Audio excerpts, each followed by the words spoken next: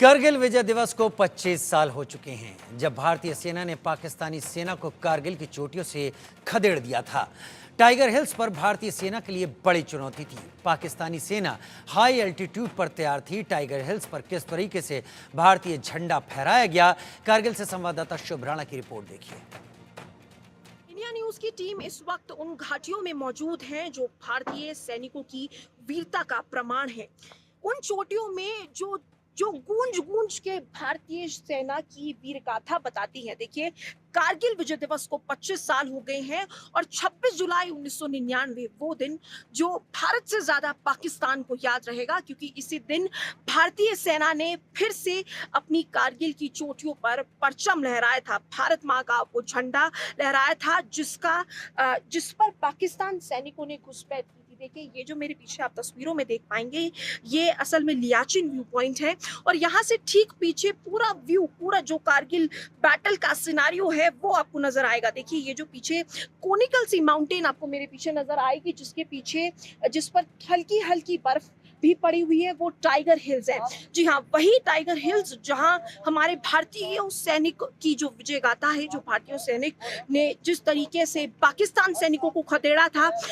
और देखिए, ये जो टाइगर हिल्स का पॉइंट है, ये भारतीय सेना के लिए बेहद मुश्किल भरा रहा था, क्योंकि देखिए इसकी ठीक चोटी के ऊपर आप देखेंगे इसकी हाइट बहुत ज्यादा थी और इसके ठीक ऊपर पाकिस्तान ने अपना बेस बना लिया था।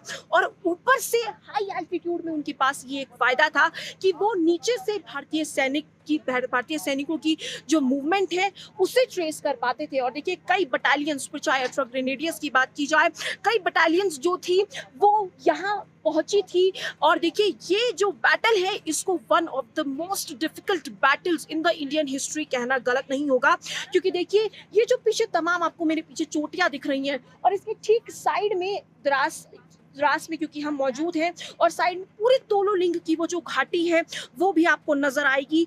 वही तोलो लिंग जहां पाकिस्तान सैनिकों ने करीबन 1000 से ज्यादा संख्या में पाकिस्तान सैनिकों ने घुसपैठ किया था, हमला बोला था।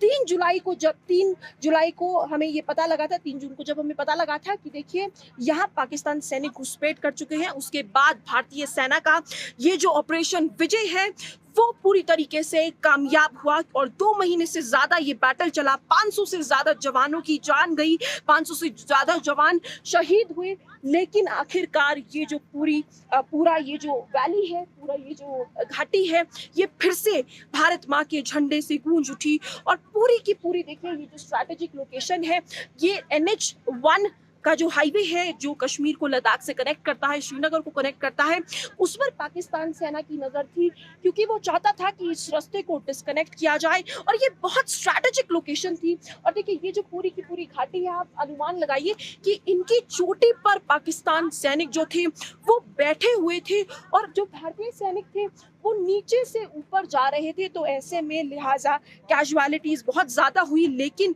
इस कारगिल वॉर से हमने एक सीख भी ली, क्योंकि उसके बाद हमारी रणनीति में भी काफी बदलाव आया। फिर चाहे LOC या LAC की बात की जाए, दोनों तरफ से हमारी ये जो रणनीति थी वो बदली, क्योंकि देखिए पाकिस्तान की हमेशा से यही फितरत रही है कि सामने से उस वक्त जो हमारे प्रधानमंत्री थे अटल बिहारी वाजपेयी, एक तरफ वो हाथ मिला रहे थे और पीछे से पाकिस्तान सेना जो है वो धोखा देने का काम कर रही थी।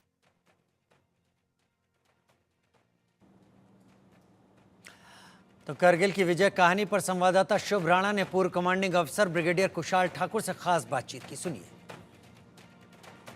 कारगिल विजय दिवस के 25 साल हो गए हैं और हमारे साथ बातचीत करने के लिए ब्रिगेडियर कुशाल ठाकुर जी मौजूद हैं, वो नाम जिनसे पाकिस्तान सेना भी डरती है। सर, ये बताइए, आज तो खुद आप ग्राउंड जीरो पर मौजूद हैं, आप कमांडिंग ऑफिसर रहे थे। सर, आज आपकी कहानी, आपकी जुबानी और सर आपकी लोकेशन जरा दर्शकों को समझाइए सर इन पहाड़ियों के बारे में। नहीं, 25 साल हो गए हैं। सबसे पहले तो उन वीर योद्धाओं को याद करते हैं और आज अच्छा लग रहा है कि पूरा देश 25 साल जो रजत जयंती है मना रहे हैं और यहाँ पर कल प्रधानमंत्री जी भी आ रहे हैं। लेकिन जहाँ तक जो यादें हैं वो तो हमेशा मन में भी रहेंगी और आज फिर उभर कर दोबारा वापस लौटी हैं। और आपने बात की वो चोटियां, आप देखिए सबसे मशहूर चोटी जो टाइगर हिल सबसे ऊंची चोटी है, 17,000 फीट के आसपास है। और मुझे गर्व है कि 18 ग्रेनेडियर्स को इस पे विजय हासिल करने का मौका मिला। अगर आप अपने दाईं तरफ देखें, जो सबसे ऊंची चोटी दिख रही है 0.5140, और उसके बाद जो फ्लैट एरिया है ये हम्प का है, और उसके साथ दो नुकीली जो आपको दिख रही हैं ये तोलोलिंग है। अच्छा। और ये स्पर है। तो सबसे पहली जो लड़ाई थी वो तोलोलिंग की थी, और उस समय ये भी नहीं मालूम था कि दुश्मन कितना है, और यही बताया गया था कि 5 से 6 है। और ना तो आर्टिलरी उस टाइम थी, ना बफर्स थे, ना रिसोर्सेज थे, ना उसके रिकॉनेसेंस के लिए समय था, ना प्रेपरेशंस के लिए समय था। और 22 दिन जो है लगातार रात दिन ये युद्ध चला, और 13 जून को 2 राजरीफ और 18 ग्रेनेडियर्स मिलकर इसमें विजय हासिल की थी। तो मुझे खुशी है कि उन चुनौतियों को जो थी मेरे यूनिट के जवान थे उन्होंने इसको किया, और बहुत बड़ी शहादत दी। 2 अफसर, 2 जेसीओज और 21 जवान जो है हमें यहाँ पे खोने पड़े। और ये भी मेरे लिए बहुत मैटर ऑफ प्राइड है कि दराज सेक्टर में जो दो महत्वपूर्ण सामरिक महत्वपूर्ण की जो दोनों चोटियां हैं, चाहे वो तोलोलिंग हो, टाइगर हिल हो, 18 ग्रेनेडियर्स में उसको हिस्सा लेने का मौका मिला। सर ये बताइए, इसके बाद रणनीति में क्या असर आया, क्योंकि 25 साल पहले का द्रास वो नहीं था जो आज हम देख पा रहे हैं।